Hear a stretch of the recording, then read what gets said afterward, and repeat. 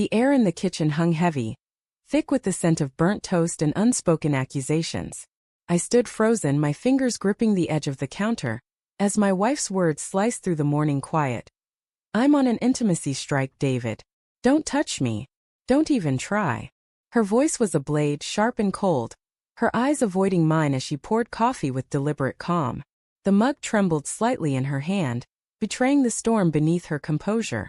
My heart lurched, a visceral jolt, like a car slamming into a wall at full speed. What the hell did that mean? An intimacy strike? After 12 years of marriage, 2 kids, and a life stitched together with shared dreams and sacrifices, she was shutting me out. I opened my mouth to respond, but the words caught in my throat, tangled in a knot of confusion and rising dread. Claire turned away, her auburn hair catching the sunlight streaming through the window, and busied herself with wiping an already clean counter. The silence stretched, taut as a wire, and I felt the first flicker of something darker than hurt, suspicion. Was this about last week's argument over the bills? Or the late nights I'd been pulling at the office? Or was it something else, something I hadn't seen coming? My mind raced, replaying her recent distance. The way she'd linger on her phone, the clipped responses, the sudden girls' nights, that left her coming home smelling faintly of unfamiliar cologne. I shook my head, trying to dismiss the thought. I was overthinking it. I had to be. "Claire, what's going on?" I managed, my voice low, unsteady. "You can't just drop that and walk away. Talk to me." She paused, her hand stilling on the counter, but didn't turn around. "I just need space, David. That's all." Her tone was flat, rehearsed, like she'd practiced this moment in her head. The kitchen clock ticked loudly, each second amplifying the chasm between us.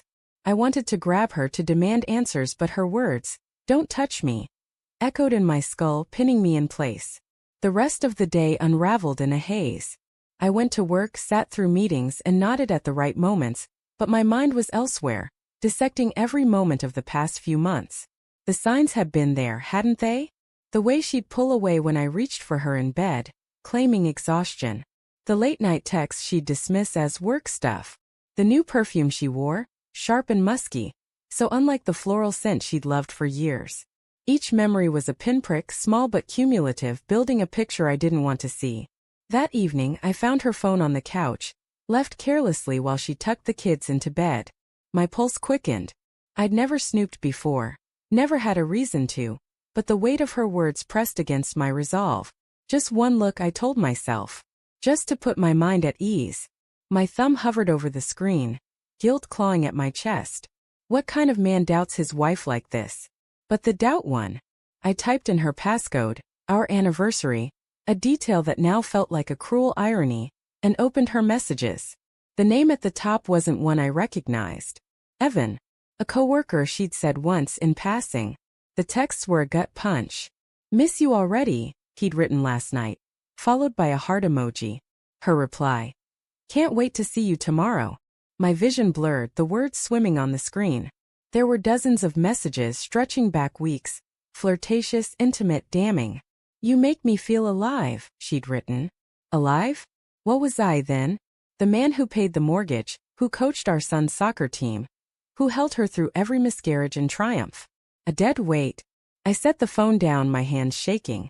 The living room felt too small, the walls closing in, the air thick with the scent of her lavender candles.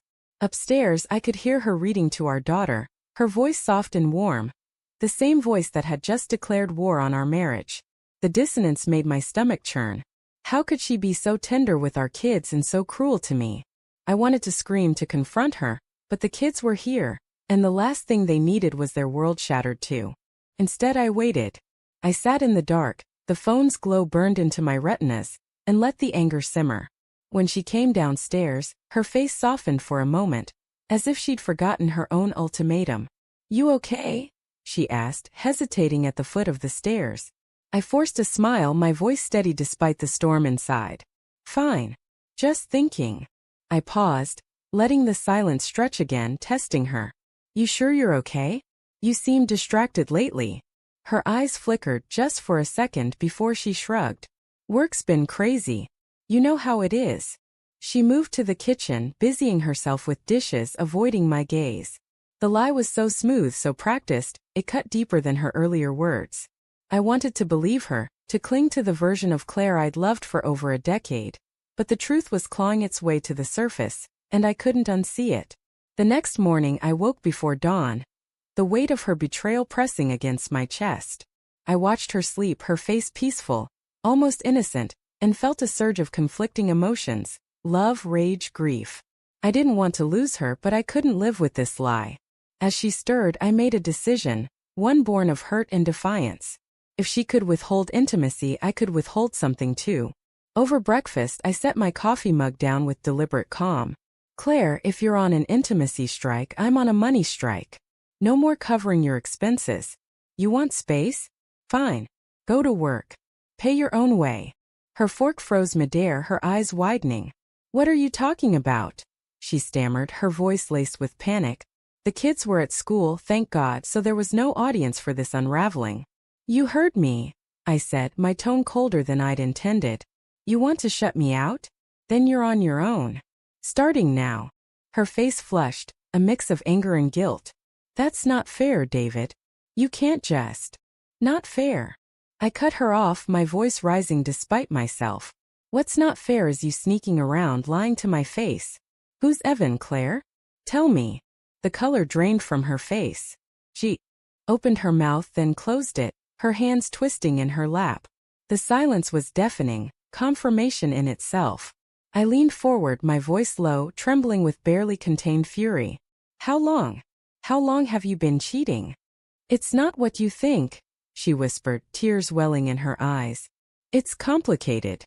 Complicated. I laughed, a bitter, hollow sound.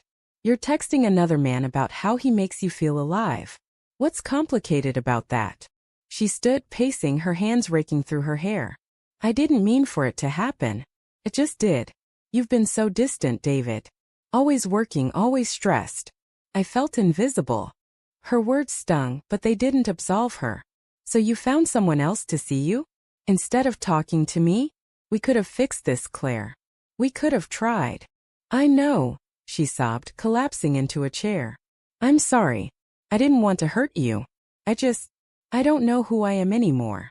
Her confession hung between us, raw and jagged. I wanted to hate her, to walk away and never look back. But the sight of her breaking down cracked something in me too.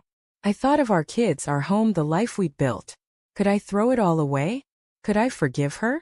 The questions swirled, each one a weight I wasn't ready to carry. I need time, I said finally, my voice hoarse. But you need to figure out what you want, Claire.